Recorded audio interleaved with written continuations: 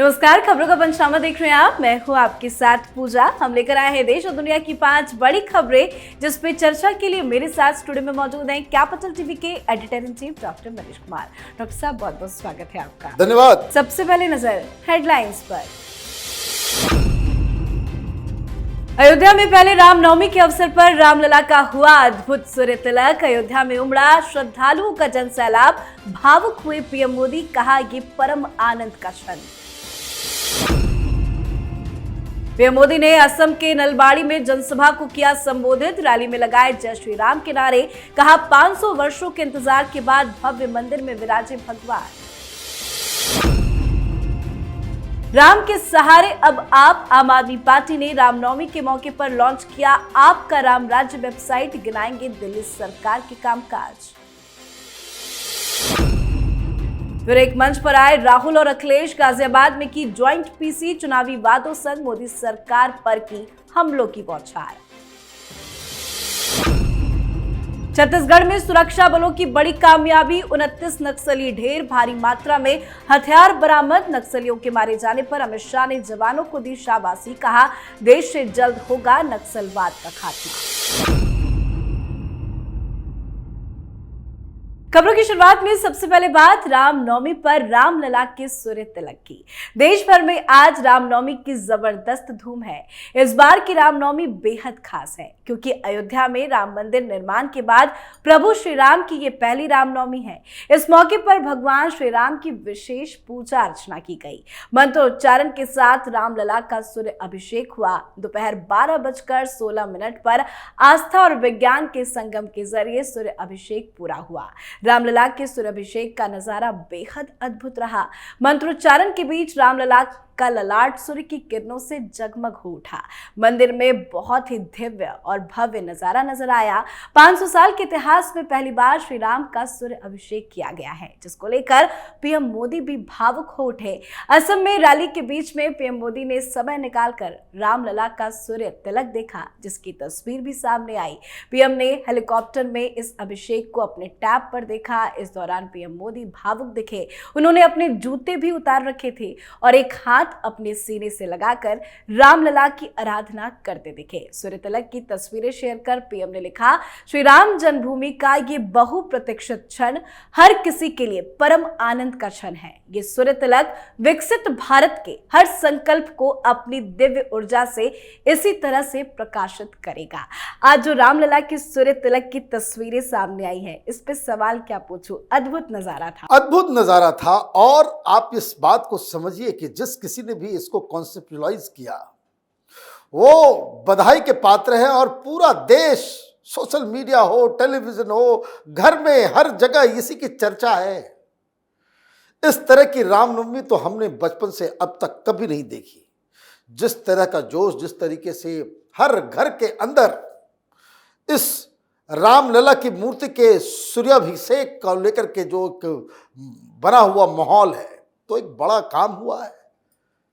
500 साल के बाद ये सांस्कृतिक आज़ादी जो हिंदू समाज को अयोध्या में इस मंदिर के रूप में, इस मूर्ति के रूप में मिली है, वो सब बधाई के पात्र है जिन लोगों ने इस पूरे संघर्ष में अपना कुछ भी रोल अदा किया। प्रधानमंत्री मोदी, आप देखिए, वो उस तरह के सेंटिमेंट्स को लिव करते हैं। ये वैसे पॉलिटिशियन नहीं है राहुल गांधी और केजरीवाल और उस तरह के लोग। आजकल एक तस्वीर देख रहे थे ममता बनर्जी की, वो शिव जी की आराधना करने के लिए गई, दही भी ऊपर से फेंक दे रही है, उनको चोट लग रहा होगा। प्रधानमंत्री की आप देखिए हाव भाव, जिस तरह से चप्पल उतार दिया, सीने पे हाथ रखकर वो टैप पे उसको देख रहे हैं। अद्भुत नजारा। और इसलिए जब कोई व्यक्ति किसी बड़े काम को बिना किसी, इसको कहते कि और भी अल्टीरियर मोटिव्स के बगैर करता है, तब इस तरह की भावनाएं जागृत होती है। पूरा देश इस सरकार को, प्रधानमंत्री मोदी को वो मन ही मन धन्यवाद कह रहा है कि अयोध्या में ये मंदिर जो हिंदू समाज का एक सपना था, उसको इन लोगों ने पूरा किया। जी, तो पीएम मोदी ने चुनावी प्रचार के बीच में वक्त निकालकर रामलला का सूर्य तिलक देखा। आज पीएम मोदी असम के चुनावी दौरे पर पहुंचे थे। असम में चुनावी जनसभा के दौरान प्रधानमंत्री नरेंद्र मोदी ने जय श्री राम के नारे लगाए और सभी को रामनवमी की बधाई दी। रैली को संबोधित करते हुए पीएम मोदी ने कहा कि आज रामनवमी का भी ऐतिहासिक अवसर है। 500 वर्षों के इंतजार के बाद भगवान राम आखिरकार अपने भव्य मंदिर में विराजमान हो गए हैं। पवित्र शहर अयोध्या में राम मंदिर में भगवान राम को सूर्य तिलक लगाकर उनकी जयंती मनाई गई है। आज का दिन खास रामनवमी का मौका और रामलला का सूर्य तिलक, साथ ही पीएम मोदी जिस तरह से प्रचार कर रहे हैं वो भी पूरा राममय नजर आ रहा है। देखिए, ये उनका अधिकार है कि जो वादा भारतीय जनता पार्टी अपने बनने के बाद से लगातार करती आई, उस वादा को इन लोगों ने पूरा किया। मैं तो सोच रहा हूं कि कांग्रेस पार्टी के रणनीतिकार, तमाम तथा कथित अपने आप को सेक्युलर बताने वाली पार्टियां, वो लोग जो लोग कहते थे कि राम मंदिर के जगह कोई हॉस्पिटल बना दो, वो लोग जो संसद के अंदर कांग्रेस पार्टी के नेताओं ने ये कहा था कि बाबरी मस्जिद तो टूट गई लेकिन फिर वहां पे वापस हम बाबरी मस्जिद बनाएंगे, वो लोग आज छटपटा रहे होंगे। वो जनता के सामने मुंह दिखाने लायक नहीं बचे। कहां है वो कपिल सिब्बल? आप देखिए, इस कपिल सिब्बल ने कितनी बाधाएं उत्पन्न की कोर्ट के अंदर, कितनी बाधाएं। और इसी वजह से आप देखिए, वो ना घर करा ना घाट करा।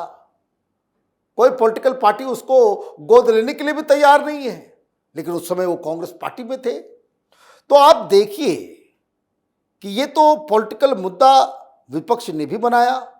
मुस्लिम वोट को पाने के लिए राम मंदिर को मुद्दे को राजनीतिकरण करना, ये तो हिंदुस्तान की सेक्युलर पार्टियों ने किया। मसला राजनीति का नहीं था, सब लोगों को मिलकर बनाना था। लेकिन अब पछताए होत क्या, जब चिड़िया चुग गई खेत। प्रधानमंत्री मोदी, भारतीय जनता पार्टी, डंके की चोट पे उनको राम मंदिर के नाम पे वोट मांगने का अधिकार है। जी, तो रामनवमी के मौके पर पीएम मोदी की चुनावी रैली भी बेहद खास रही। रैली में जय श्री राम के नारे लगे, तो वहीं दिल्ली में आम आदमी पार्टी राम के सहारे हो गई है। आम आदमी पार्टी भी भगवान राम के सहारे चुनाव में बेड़ा पार करने की उम्मीद लगा रही है। आम आदमी पार्टी अपनी 9 सालों की दिल्ली सरकार में किए गए कार्यों और शासन की तुलना राम राज्य से कर रही है। इन कार्यों को जनता तक पहुंचाने के लिए रामनवमी के मौके पर आज आम आदमी पार्टी ने आपका राम राज्य नाम की वेबसाइट को लॉन्च किया। आतिशी, सौरभ भारद्वाज, संजय सिंह और जैस्मिन शाह ने मिलकर आज एक प्रेस कॉन्फ्रेंस किया और कहा कि अरविंद केजरीवाल ने रामराज के सपने को साकार करने के लिए अद्भुत काम किया है।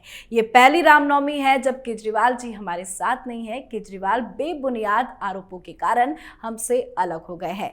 राम को क्यों याद कर रही है अब आम आदमी पार्टी? देखिए, ये केजरीवाल जो है, ये राजनीतिक गिरगिट है, रंग बदलने में बड़ा माहिर व्यक्ति है। ये जितने इसके चट्टे बट्टे बैठे हुए थे, ये दलाली कर रहे थे मुसलमानों की, जब वहां पे राम मंदिर बनाया जा रहा था। गूगल कीजिए, आपको मिल जाएगा। यही केजरीवाल, मेरी नानी कहती थी कि मंदिर तोड़, वहां पे मस्जिद तोड़ के बनाया गया है, मैं तो कभी नहीं जाऊंगी। और ये राजनीतिक गिरगिट लोगों को बोलता है कि मैं श्रवण कुमार हूं, मैं भेज रहा हूं, राम लला के दर्शन कराने के लिए यात्रा करवा रहा हूं। क्यों? उस समय उसको लगा कि भाई नहीं बन सकता, सुप्रीम कोर्ट का फैसला नहीं आया था, इसलिए ड्रामा कर रहा था। वहां जब विवाद हो रहा था, यही मनीष सिसोदिया, केजरीवाल कि देखिए मंदिर तो हम लोग नहीं जानते, हम तो देश को नंबर 1 बनाना चाहते हैं। अच्छा होता कि मंदिर की जगह वहां पे कोई स्कूल खोल दो, कोई हॉस्पिटल खोल दो। आज ये राजनीतिक गिरगिट राम राज्य बना रहा है और इसके चट्टे बट्टे ये कह रहे हैं कि हम राम राज्य किस वेबसाइट से राम राज्य बनाएंगे। ये बनाएंगे राम राज्य, और इनका राम जो है वो चोरी के आरोप में, घोटाले के आरोप में जेल के अंदर में बंद है। जाकर के पूजा करो, वहीं पे जाकर के पूजा करना चाहिए। राम राज्य लिख देने से राम राज्य हो जाता है। प्रभु श्री राम मर्यादा पुरुषोत्तम कहलाते हैं। उसके पैर की धूली तो छोड़ दो, आप उसके नाम को अपने जुबान पर लाने के लायक नहीं हो।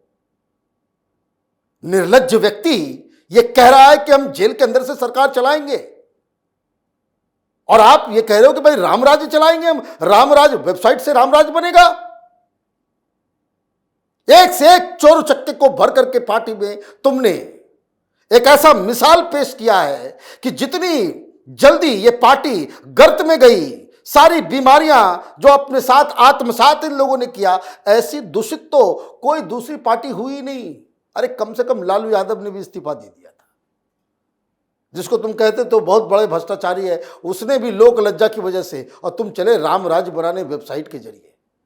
तो ये देखिए, ये लोग, मैं बार बार कहता हूं, केजरीवाल जैसे लोग इस देश के लिए खतरा है। अभी जो लोग उसका नाम जप रहे हैं, कल अपने चेहरे पे खुद थप्पड़ मारेंगे कि किस तरह से तुम लोगों को इसने बेवकूफ बनाया।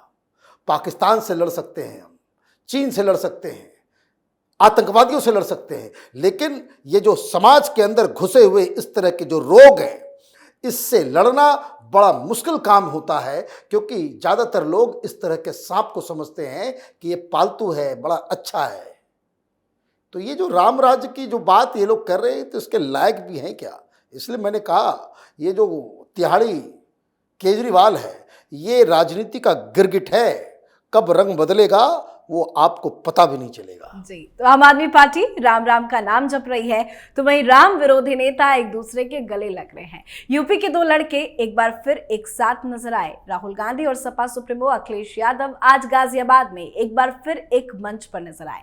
दोनों नेताओं ने कौशाम्बी के होटल रेडिशन ब्लू में इंडिया गठबंधन की प्रत्याशी डॉली शर्मा के समर्थन में एक संयुक्त प्रेस वार्ता को संबोधित किया। प्रेस कॉन्फ्रेंस के जरिए दोनों नेताओं ने मोदी सरकार को जमकर घेरा। अखिलेश यादव ने यूपी पुलिस भर्ती पेपर लीक का मामला उठाया।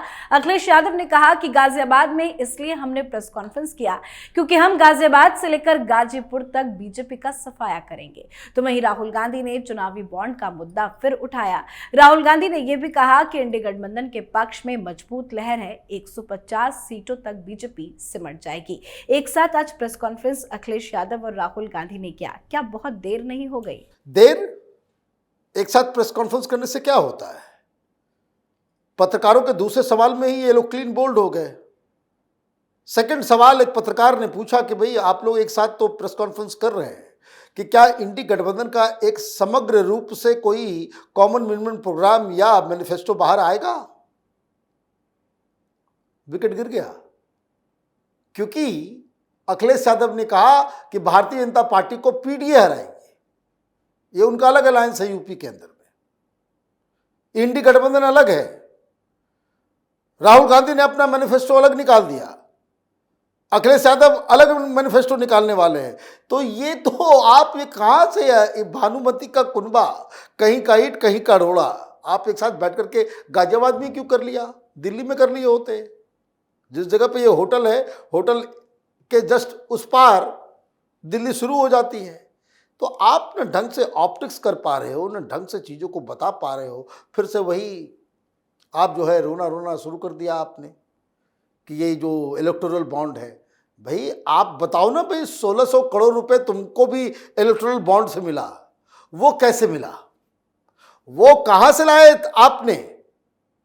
तो ये कि हमें जो मिले वो एकदम बिल्कुल पाक साफ, वो गंगा जल है, और जो यूपी बीजेपी को जो पैसे जा रहे हैं वो जो है वो विष है, ये दलील नहीं चलेगी। और देखिए दिक्कत क्या है कि जनता के मूड से ये वाकिफ ही नहीं है। प्रेस कॉन्फ्रेंस करने के आधे घंटे के बाद सूर्याभिषेक हो रहा था, है ना? आपके ऊपर किसी की ध्यान तक नहीं जाएगी। ये क्राइसिस ऑफ क्रेडिबिलिटी अपोजिशन के साथ हो गई। जी, अब बात आज की आखिरी खबर की। छत्तीसगढ़ में पहले चरण के मतदान से पहले अब तक की सबसे बड़ी मुठभेड़ हुई है। सुरक्षा कर्मियों ने कांकेर जिले में कुछ वरिष्ठ कैडरों सहित 29 नक्सलियों को मार गिराया है। छत्तीसगढ़ राज्य निर्माण के बाद ये पहली बार है जब किसी मुठभेड़ में इतनी बड़ी संख्या में नक्सली मारे गए हैं। सुरक्षा बलों के इस ऑपरेशन में टॉप नक्सली कमांडर शंकर राव भी ढेर हो गया है, जिस पर 25 लाख का इनाम था। तो वहीं अमित शाह ने छत्तीसगढ़ में नक्सलियों के खिलाफ अभियान के लिए सुरक्षा बलों को बधाई दी है। क्या कुछ मुठभेड़ से अब तक की ताजा अपडेट है? देखिए, रामनवमी के दिन इससे बेहतर खबर तो आ नहीं सकती थी। ये देश के दुश्मन है, चाइनीज एजेंट है ये वामपंथी, और इन्हीं लोगों को रिप्रेजेंट करते हैं ये टुकड़े टुकड़े गैंग वाले, ये बड़े बड़े प्रोफेसर, पत्रकार, जेएनयू वाले, डीयू वाले, ये सब इन्हीं आतंकवादियों को आइडियोलॉजिकल कवर देने के लिए ये सब करते हैं दिल्ली के अंदर, जिसको आप देखते हैं टेलीविजन चैनल वाले चलाते हैं, सोशल एक्टिविस्ट, है ना। मातम पसरा हुआ होगा। हमने पता किया कि भाई ये अचानक से इतना बड़ा ऑपरेशन, तो बोला नहीं, ये अचानक से ये ऑपरेशन नहीं है। अमित शाह जी ने पिछली बार लोकसभा के अंदर में कहा कि 2 साल के अंदर में नक्सलवाद खत्म कर देंगे, तो उन्होंने ऐसे नहीं कहा था। There is a plan in place.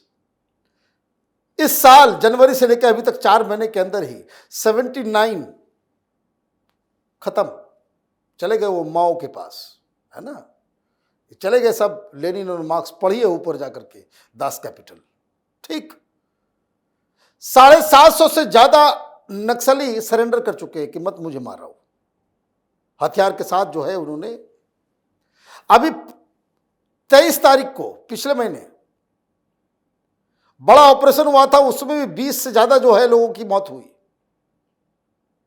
लोग नहीं कहना चाहिए, ये सब राक्षसों की मौत हुई है। They are not human beings. इनके ऊपर जो है एक अलग तरह का भूत सवार है, वामपंथी वाला। वामपंथ का जो वायरस जो है, उस वजह से ये लोग हथियार उठाते हैं। और इन्हीं लोगों के साथ जो है यही केजरीवाल, राहुल गांधी, ये सब इन्हीं लोगों के साथ मिलकर राजनीतिक काम कर रहे हैं, जो इन लोगों के पूरे नेटवर्क का हिस्सा है, और ये तमाशा कर रहे हैं। तो बड़ी अच्छी खबर है आज। ये तो रामनवमी के दिन जो है राक्षसों की मौत हो रही है, इससे बेहतर बात कुछ हो ही नहीं सकता। मैं इस बात को शुरू से कह रहा हूँ, ये बातचीत का रास्ते से ये बीमारी खत्म नहीं होने वाली है।